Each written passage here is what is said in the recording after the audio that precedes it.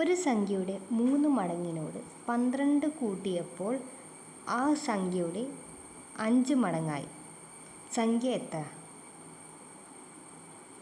അപ്പോൾ ഒരു സംഖ്യ എന്ന് പറയുമ്പോൾ നമുക്ക് എക്സ് ആയി എടുക്കാം. അങ്ങനെയാണെങ്കിൽ ആ സംഖ്യയുടെ 3 മടങ്ങ് എന്ന് പറയുമ്പോൾ 3x. അതിനോട് 12 കൂട്ടുക എന്നാൽ 3x + 12 ആവും.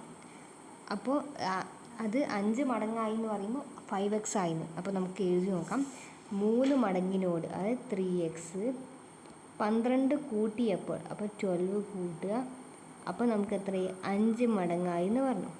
അപ്പോൾ നമ്മളോട് ചോദിച്ച് എക്സ് എത്രയാണ്, അതായത് സംഖ്യ എത്രയാണെന്ന് ചോദിച്ചിരിക്കുന്നു. അപ്പോൾ നമുക്ക് 12നെ ഇവിടെ തന്നെ വെക്കുക. ഇപ്പോൾ ഈ 3xനെ നമുക്ക് ഈ സൈഡിലേക്ക് കൊണ്ടുപോകുമ്പോൾ ഇവിടെ +3x ആണ്, അപ്പുറത്തേക്ക് പോകുമ്പോൾ അത് -3x ആവും. അപ്പോൾ 5x - 3x. അപ്പോൾ നമുക്ക് എത്ര? 2x എത്രയെന്ന് കിട്ടി? 12 എന്ന് കിട്ടി.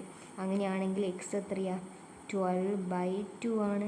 12/2 അല്ലെങ്കിൽ 12ൻ്റെ പകുതി എന്ന് പറഞ്ഞാൽ 6 ആണ്. അപ്പോൾ സംഖ്യ 6 ആണ്. അതായത് 6ൻ്റെ 3 മടങ്ങ്, അതായത് 6 × 3 18. 18നോട് 12 കൂട്ടിയാൽ നമുക്ക് 30 കിട്ടും. അത് 5നെ 6 കൊണ്ട് ഇൻറ്റു ചെയ്യുന്നത് തന്നെയാണ്. 5×6 = 30 ആണ്.